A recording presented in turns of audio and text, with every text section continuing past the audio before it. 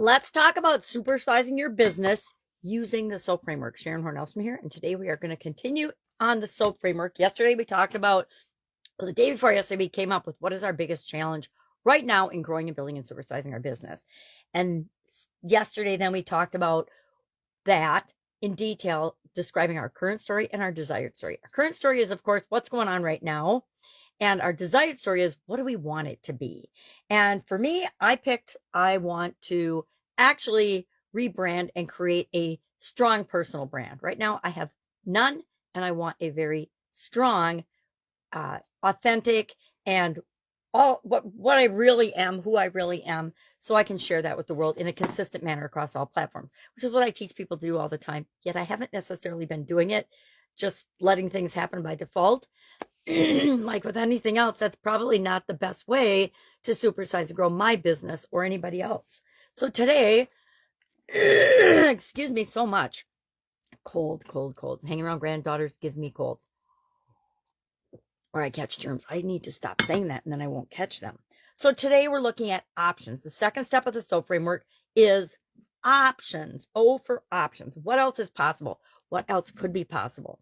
I love brainstorming, and I share and teach a lot of different brainstorming tools and techniques over the course of the year in the Let's Grow Annual Challenge. But today we're just going to talk about what I call the 10, 3, and 1 strategy. And that's where we ask ourselves the question that we want to brainstorm for, options for, and that's to fill that gap between where we are and where we want to be. Where I am, not so hot. Where I want to be is I want to have a great online presence and personal brand, and that I can use both online and offline. That is representative of me and what I can do and how I can serve people and how I do serve people. So how can I go about getting that? I'm going to brainstorm at least 10 options for that today. And I just jotted down a couple before I started talking.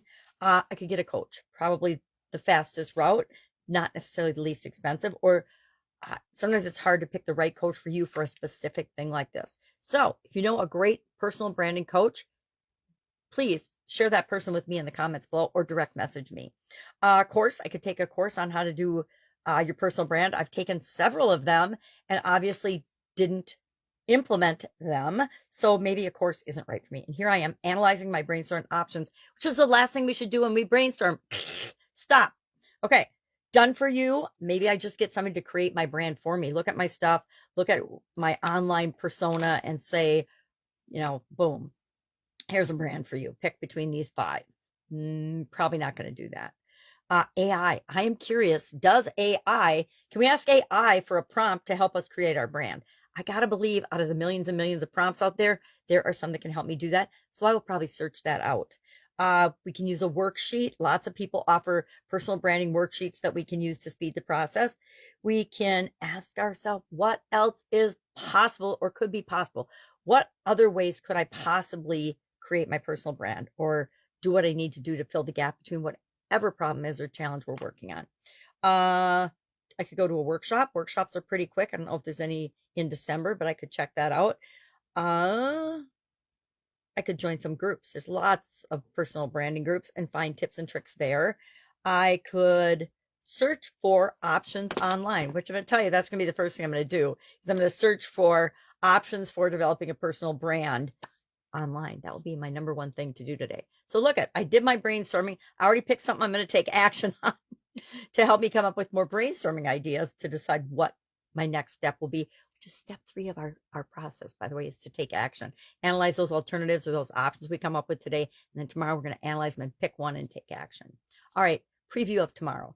If I can help you in any way, hit me up and ask any questions about the SOAP framework. I've literally used this framework thousands and thousands of times for myself and with other people over the last 4 years. So if you got a question, we can probably answer it. Have an awesome day, and I'll, of course, be with you tomorrow.